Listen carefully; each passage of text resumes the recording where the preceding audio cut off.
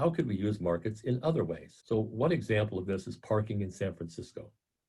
While my youngest son was in his residency at a hospital in San Francisco, my wife and I used to like to drive up the peninsula and stay with them for a few days. And parking your car is a real problem. There just aren't enough parking places. And so you have your choice. You can try to find a metered parking space, which is going to cost you about $4 an hour. It's a lot of quarters. Or you can park in one of the parking garages, which charge a day rate. And the day rate's usually somewhere between $35 and $60 a day. People used to drive around San Francisco who lived there and double park because they couldn't find a parking space. If one of the little parking spaces opened up, everybody would fight over it and get into that spot. And then those other cars would have to drive around and around and around for hours trying to find a place to park. An economist proposed an idea. He said, why don't we put a computer chip and some kind of an internet connection in each one of the parking meters? And then we can program them to determine as a group how full the parking spaces are. So if all the parking spaces are full, then the price goes up. And if there are some available, the price would go down. This would allow us to have a market price for parking. So they implemented it. It was interesting. So early in the morning when there was nobody out shopping, the cost to park might be $2 an hour. But during the peak time of the day, it might be $20 an hour. Nevertheless, you could always find a parking spot. And if you really, really needed that parking spot, just for 15 minutes even, you could buy it for $5, run in and get your laundry, run back out again and drive away. And you got what you wanted to achieve. It was better for the environment. It was, in a lot of ways, very good. However, people didn't like it. If they happened to be stuck with the $20 an hour rate, they thought that was unfair. Versus not having any place to park at all, well, no explaining. So they eventually got rid of it, and it's back to the horrible parking again. Let's talk for a minute about kidneys. Now, I have a brother-in-law who, when he was in his late teens, developed type 1 diabetes. He was a all-city, all-state linebacker, good athlete.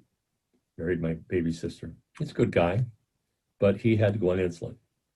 And he worked construction. And in Arizona, with the heat, and he needed a kidney transplant. And so his name was put into the list, and he had to wait for a call. In the meantime, he was on dialysis. Well, one day he got a call, and it was Labor Day weekend.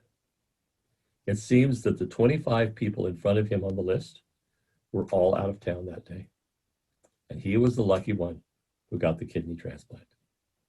And that was great. But as the years went by, he eventually wore out that kidney as well. And when he went back to get on the list, they said, no, you cannot get on the list because you've already had one. However, if you put up $50,000 bond from your family, we'll put you on the list for a dual transplant of a kidney and a pancreas, in which case you'll be cured. But boy, is that list a long list. Everybody wants to be on it. Well, he got on the list, and the months went by, and he was dwindling, and the kidney problems were, the lack of kidney was taking its toll. When one day he got a call that he was the lucky one that was going to get it. He went into the hospital. He got his kidney transplanted along with the new pancreas, and he's cured.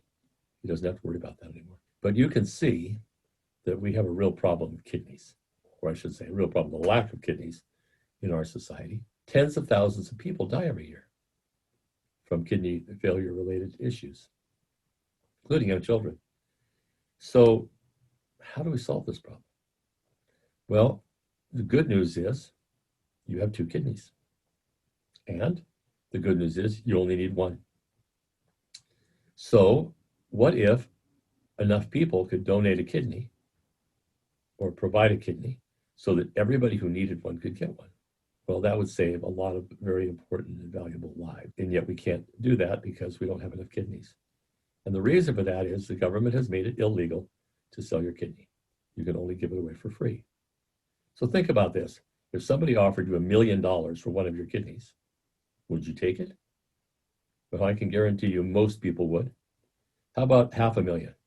How about $100,000? There is a price at which virtually everybody will sell one of their kidneys, especially if they know that they can go on the market if the one that they have left fails and buy one for themselves. So why isn't there a market for kidneys? Why are we letting tens of thousands of people die when we could solve this problem easily by just having a market?